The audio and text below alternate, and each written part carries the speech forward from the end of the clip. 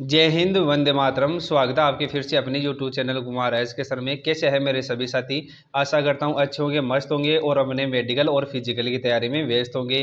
देखिए दोस्तों, आज आपका जो मेडिकल रिव्यू है वो 7 डेज का, मैं आज इस वीडियो में 7 डेज का जो आपका मेडिकल हुआ था उसके बारे में चर्चा करने वाले हैं। अगर आपका भी मेडिकल है तो यह वीडियो आपके लिए बहुत ही इंपॉर्टेंट और शानदार रहने वाला है, क्योंकि कैंडिडेट है वो छोटी छोटी गलतियां करके मेडिकल से बाहर हो रहे हैं। ऐसी गलतियां आप लोगों को नहीं करना।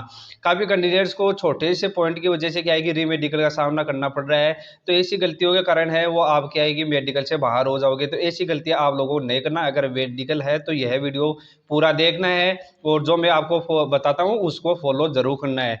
देखिए दोस्तों, सबसे पहले बात करते हैं कि ये कैंडिडेट है जिनको री मेडिकल मिला है। बहुत ही नॉर्मल सा पॉइंट था, परंतु ये जानकारी के अभाव में था, इनको ये पॉइंट मिल गया। कौन सा पॉइंट मिला है इनको? इनको पॉइंट मिला है हेलोक्स प्रॉक्सिमल फालानेक्स बोथ फिट। यानी कि ये आपका जो हेलोक्स से संबंधित ये पॉइंट है, मैं इसके बारे में आपको कंप्लीट बताऊंगा कि ये पॉइंट का क्या आपको क्यों री मेडिकल मिला है। सबसे पहले बात करते हैं कि ये आपका ये कैंडिडेट है जिनको क्या है कि इनका जो फिंगर है, जो पैर की सेकंड फिंगर है, वो थोड़ा सा क्या है कि यहाँ से मुड़ा हुआ है। तो इस प्रकार का पॉइंट मिला हुआ है। तो इस प्रकार के जो पॉइंट बनते हैं उसमें क्या है कि आपका स्पेशलिस्ट डॉक्टर होता है उसका ओपिनियन लिया जाएगा। अगर आपके डॉक्टर के ओपिनियन में अगर आपको कॉम्बैक्ट शूज आता है वो पहनने में अगर कोई प्रॉब्लम नहीं हो रहा है तो आपको फिट कर देते हैं। जनरली आपका जो 2023 का जो भर्ती हुआ था उसमें इस प्रकार के पॉइंट है वो कैंडिडेट्स के फिट कर दिए गए थे। और अभी इनका क्या है कि रीमेडिकल होने वाला है और नेक्स्ट डे इनका रीमेडिकल हो जाएगा। कल इनका जो रिजल्ट आएगा तो मैं आपको ज़रूर आपको बताऊंगा कि इनका रिजल्ट क्या रहा। एक दिन के अंदर आप इसको ठीक नहीं कर सकते। अगर आप 10 से 15 दिन अगर आपके पास इस प्रकार से बचा हुआ है तो आप स्प्लिंट यूज कीजिएगा। दिन में है 7 से 8 घंटे आपको स्प्लिंट लेना है। स्प्लिंट है वो आपको ऑनलाइन अवेलेबल हो जाएगा। वहाँ से अपना जो फिंगर है उसका स्प्लिंट मंगा कर और उसको क्या है कि दिन में है 7 से 8 घंटे आपको पहनना है और जनरली ये फिंगर है प्रॉपर्ली आपका ठीक हो जाता है। कुछ कैंडिडेट्स के ये डाउट रहता है कि सर ये मेरे बाय बर्थ बना हुआ है। तो अगर आपका बाय बर्थ फिंगर भी है और उनका जो बोन का दोनों जॉइंट है वो आपस में टच नहीं है, यानी कि जॉइंट नहीं हो रखा है, तो आप जनरली क्या है कि इसको एक्सरसाइज करके ठीक कर सकते हो। परंतु अगर आपका दोनों फिंगर्स का अगर जॉइंट ही पूरी तरीके से सटा हुआ है तो उस प्रकार से आपका फिंगर है वो ठीक नहीं हो पाएगा। तो ऐसी गलती आपको नहीं करना। दूसरा ये है कि हाइपरटेंशन, इनको केवल एक ही पॉइंट मिला है, हाइपरटेंशन। हाइपरटेंशन क्या है कि कैंडिडेट्स है वो घबराहट के कारण उनके हाइपरटेंशन का पॉइंट बन जाता है। जनरली इस प्रकार का पॉइंट होता है तो आपका जो मेल कैंडिडेट की बात करें उनमें ज़्यादा देखने को मिल रहा है अभी। और आपका जो बीपी का पॉइंट होता है वो अगर आपका सिस्टोलिक 100 से 140 तक है और आपका डायस्टोलिक है वो आपका 60 से 90 तक है तो आप जनरली फिट हो जाओगे। परंतु क्या है कि कैंडिडेट्स को है अभी जिनका मेडिकल हुआ था उसका एक कैंडिडेट का मेरे पास मैसेज आया था जिनका डायस्टोलिक है वो उनका 94 आ रहा था। आपकी 3 रीडिंग ली जाएगी, आपकी टोटल है वो आपको 3 रीडिंग लेकर है उसके बाद में आपका मेडिकल फिट होगा या अनफिट होगा उसके बाद में डिसाइड किया जाएगा। अगर आपको तीनों रीडिंग में अगर इस प्रकार से आपका रेंज बन रहा है तो आप जनरली फिट हो जाओगे और अन्यथा आपको मेडिकल में प्रॉब्लम हो सकती है। तो ये कैंडिडेट है तो कोशिश करना है इनको ज़्यादा हाइपर ना हो, इनको नॉर्मल रहने की ज़्यादा कोशिश करना है। अगर इनका बीपी लो आ रहा है या हाई आ रहा है तो इस प्रकार से आपको क्या है कि उसका ट्रीटमेंट पहले लेकर जाना है। अगर आपके बीपी हाई या फिर लो हो रहा है तो उसका टेबलेट है लेकर जाओगे तो आपका ब्लड यूरिन के अंदर किसी प्रकार का डिटेक्ट नहीं होने वाला। अगर री मेडिकल में अगर आपने टेबलेट ले लिया तब आपको क्या है कि वहाँ पर प्रॉब्लम हो जाएगी। री मेडिकल में आपको टेबलेट नहीं लेना है, उसको नॉर्मली तरीके से आप ठीक करने की कोशिश कीजिए। और नेक्स्ट बात करते हैं कि वेरिकोज वेन। वेरिकोज वेन की बात करें तो काफ़ी कैंडिडेट्स को ये वेरिकोज वेन का पॉइंट मिल रहा है। हालांकि री मेडिकल में है वो 60% कैंडिडेट्स फिट हो रहे हैं, 40% ऐसे हैं जिनको री मेडिकल के अंदर बाहर किया जा रहा है। अगर आपके वेरिकोज वेन बना हुआ है तो आपको क्या है कि स्क्लेरोथेरेपी, दूसरा आपका लेजर ट्रीटमेंट, तीसरा होता है इसका आप सर्जरी कराकर। परंतु आपके पास है वो ना तो लेजर का टाइम बचा हुआ है ना सर्जरी का टाइम बचा हुआ है। तो आपको इसका है स्क्लेरोथेरेपी लेना है। स्क्लेरोथेरेपी क्या होता है कि इंजेक्शन लगता है यहाँ पर, और जिसकी वजह से आपका नस आपका फुला हुआ है वो क्या है कि अंदर ही अंदर नष्ट हो जाता है। तो इस प्रकार का अगर पॉइंट बना हुआ है तो उसका ट्रीटमेंट ज़रूर लेकर जाना है, अन्यथा आपको मेडिकल में प्रॉब्लम हो जाएगा। और वेरिकोज वेन ऐसा पॉइंट है जिसका आपको वहाँ पर किसी भी प्रकार का ट्रीटमेंट भी अमान्य होगा।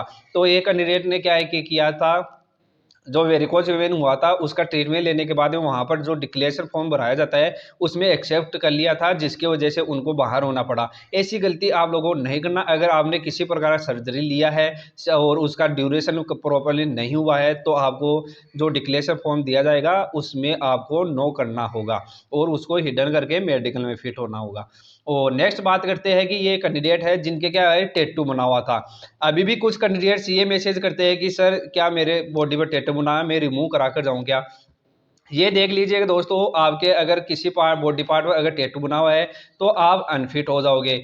और टैटू है कैंडिडेट्स के रिमूव कराने के बाद भी उनको रीमेडिकल मिल रहा है। अगर उनका घाव पूरी तरीके से नहीं भरा है तो भी उनको रीमेडिकल दिया जा रहा है। रीमेडिकल अगर रिजल्ट है कैंडिडेट्स के कुछ 30 तारीख को होने वाला है रीमेडिकल, उसके बाद मैं आपको बता दूंगा। और तो ये कैंडिडेट थे जिनके क्या है कि इनके पिताजी है वो क्या है कि इनके फोर्सेज में लगे हुए थे और आर्मी में लगे होने के कारण उन्होंने बताया कि आपका टैटू वो फिट हो जाएगा, परंतु इन्होंने क्या है कि अनफिट कर दिया गया है। ये आपको अनफिट सर्टिफिकेट है टैटू का। तो अगर टैटू है तो उसका लेजर ट्रीटमेंट ले लेना है। और अब बात करते हैं हीमोग्लोबिन। हीमोग्लोबिन में है कैंडिडेट है वो 4 से 5 कैंडिडेट है मेरे पास ऐसे दिन के मैसेज आते हैं जो हीमोग्लोबिन की वजह से आउट हो रहे हैं। हीमोग्लोबिन की बात करें तो आपका हीमोग्लोबिन होना चाहिए, आपका मेल कैंडिडेट का होना चाहिए 12 से 16 की रेंज में, और फीमेल का होना चाहिए 10 से 14 की रेंज में आपका हीमोग्लोबिन होना चाहिए। अगर आपका हीमोग्लोबिन इस रेंज में नहीं आ रहा है तो आप मेडिकल से बाहर हो जाओगे। तो ऐसी गलती आपको नहीं करना। हीमोग्लोबिन बनाने का बहुत ही आसान तरीका है। आपको जो आयरन की टेबलेट्स आती है वो लेना है, चुकंदर वगैरह, और जो आपका इस प्रकार से फल फ्रूट वगैरह खाकर और आप अपना हीमोग्लोबिन बढ़ा सकते हैं। कुछ कैंडिडेट्स के क्या है कि 3 से 4 पॉइंट ऐसे होते हैं जिनके में क्या है कि हीमोग्लोबिन कम रहता है, परंतु आप उसको ब्लड लगवा कर भी आप हीमोग्लोबिन बढ़ा सकते हो। वो प्रॉपर आपको डॉक्टर से कंसल्ट करना है, अपने आप से ट्रीटमेंट नहीं लेना है, डॉक्टर से प्रॉपर आपको कंसल्ट करना है, फिर ही आपको क्या है कि प्रॉपर ट्रीटमेंट शुरू करना है। ये कैंडिडेट है जिनके टेरेजियम बना हुआ था। टेरेजियम क्या होता है कि आपका जो मांस है वो आंख के अंदर बढ़ जाता है। इस प्रकार का जो पॉइंट होता है वो ये मेडिकली जनरली आपका अनफिट होता है। अगर कॉर्निया के भाग पर अगर आपका 1/4 भाग भी अगर आपका मांस आ रखा है तो आपको मेडिकल से बाहर कर देते हैं। तो इस प्रकार का जो पॉइंट होता है वो एक मेडिकली अनफिट पॉइंट होता है, परंतु इनका जो कैंडिडेट्स का है वो टेरेजियम का पॉइंट था, परंतु इनको क्या है पूरी तरीके से रिमूव नहीं हो पाया, जिसकी वजह से इनको रीमेडिकल मिला हुआ है। और रीमेडिकल के अंदर इसका किसी प्रकार का आपको राहत देखने को नहीं मिलेगा। ये कैंडिडेट टोटली है वो अनफिट है। तो इसका ट्रीटमेंट अगर इन्होंने 4 से 5 महीने अगर पहले ले लिया होता तो ये आपका टेरेजियम है पूरी तरीके से खत्म हो जाता। तो इस प्रकार का पॉइंट है तो आपको अभी से ट्रीटमेंट लेकर जाना है, अन्यथा आपको मेडिकल में प्रॉब्लम हो जाएगा। अब बात करते हैं एसेसरी निपल, थर्ड निपल। ये अगर आपके बॉडी पर एसेसरी निपल या थर्ड निपल बना हुआ है और आपका जो ग्लैंड है वो एक्टिव है तो वहां पर आपको बाहर कर दिया जाएगा। इसका क्या है कि आपको रीमेडिकल जरूर मिलता है इस जैसे पॉइंट में। इसका आपको अल्ट्रासाउंड होगा। अल्ट्रासाउंड के अंदर अगर आपके एसेसरी निपल डिटेक्ट होता है तो आपको मेडिकल से बाहर होना पड़ेगा। तो इसका छोटा सा क्या है कि आप कटर लगवा कर या फिर इसका लेजर ट्रीटमेंट लेकर और मेडिकली फिट हो सकते हो। बात करते हैं कि इसका ड्यूरेशन की, तो आप इसको वो लेजर द्वारा अगर इसको रिमूव करवाते हो तो 10 दिन के अंदर कैंडिडेट जो इसको रिमूव कराकर फिट हुए है। तो ऐसी गलती अगर आपको बना हुआ है तो ऐसी गलती नहीं करना, इसको रिमूव करा कर जाना है, अन्यथा आपको मेडिकल में प्रॉब्लम हो जाएगी। ये कैंडिडेट है जिन्होंने क्या है कि टैटू तो रिमूव करवा लिया है, परंतु इनके जो अभी जो इनका है जो एक्टिव स्कार बना हुआ है, तो इस प्रकार के कैंडिडेट्स को है वो रीमेडिकल मिल रहा है। रीमेडिकल का रिजल्ट मैं आपको 30 तारीख तक प्रॉपरली आपको बता दूंगा कि क्या रिजल्ट रह रहा है कैंडिडेट्स का। तो इस प्रकार का अगर पॉइंट बन रहा है तो आपको क्या है कि पहले ही अगर अपना ट्रीटमेंट ले लोगे तो आप जनरली मेडिकल में फिट हो जाओगे, अन्यथा आपको री मेडिकल का भी सामना करना पड़ सकता है। और काफ़ी कैंडिडेट्स के ये डाउट है होता है कि जो डेंटल पॉइंट की बात करें तो आपके फिट होने के लिए 14 डेंटल पॉइंट होने चाहिए। अगर आपके 14 डेंटल पॉइंट नहीं बन रहे तो आपको मेडिकल में बाहर कर दिया जाएगा। तो इस प्रकार के जो पॉइंट कैसे काउंट करते हैं, तो आपके जो मोलर दांत होता है उसका तो आपका क्या है कि 2 पॉइंट मिलता है। जो आपके 32 दांत होते हैं और जो आपके पिछले दोनों, यानी पिछले अगर तीनों दांत अगर आपके मौजूद है तो आपके 6 पॉइंट बनते हैं, और प्रत्येक उसके अलावा आपको ए पॉइंट मिलता है। तो इस प्रकार से आपका टोटली पॉइंट होते हैं वो काउंट होते हैं 22 डेंटल पॉइंट काउंट होते हैं। फिट होने के लिए आपको 14 डेंटल पॉइंट की जरूरत होती है। अगर इस प्रकार से अगर आपका 1 और 2 और इनका 3 दांत इनके यहाँ पर क्या है कि उखाड़े हुए हैं, तो जनरली आपका जो यहाँ पर पॉइंट बन रहा है तो इनका 14 प्लस डेंटल पॉइंट बन रहा है। 14 प्लस डेंटल पॉइंट बन रहा है तो इसको किसी प्रकार का प्रॉब्लम नहीं होने वाला, ये जनरली फिट हो जाएगा। और नेक्स्ट बात करते हैं कि डीएनएस। डीएनएस होता है कैंडिडेट्स के जो आपका मास बढ़ जाता है, तो इस प्रकार का जो पॉइंट बनता है वो ये मेडिकली अनफिट पॉइंट है। मात्र इसका जो ड्यूरेशन होता है वो 1 मंथ पुराना सर्जरी फिट हो जाता है। परंतु अगर आप इसका लेजर ट्रीटमेंट लेते हो तो क्या है कि आप इसको 10 से 15 दिन के अंदर भी फिट हो सकते हो। दूसरा है कि आपका मॉडरेट और आपका माइल्ड डीएनएस है तो आप जनरली फिट हो जाते हो। मॉडरेट डीएनएस है तो आपको मेडिकल में प्रॉब्लम हो जाएगा, तो ऐसी गलती आपको नहीं करना। दूसरा ये कैंडिडेट है जिनके क्या है कि नेवी एयरफोर्स कैंडिडेट है, आपका जो 4th फिंगर है वो 5th फिंगर की तुलना में छोटा रहता है। दूसरा क्या है कि वो ऊपर की ओर उठा हुआ रहता है, यानी कि जमीन पर आपका सटा हुआ नहीं रहता। तो इस प्रकार का जो पॉइंट बनता है वो भी एक मेडिकली अनफिट पॉइंट है। इसको आप क्या है कि फिजियो एक्सरसाइज के काफ़ी काबू कर सकते हो। फिजियो एक्सरसाइज से क्या है कि इसको काबू में ला सकते हो, जो आपका फिंगर है 5th फिंगर है उससे आप इसको बड़ा कर सकते हो।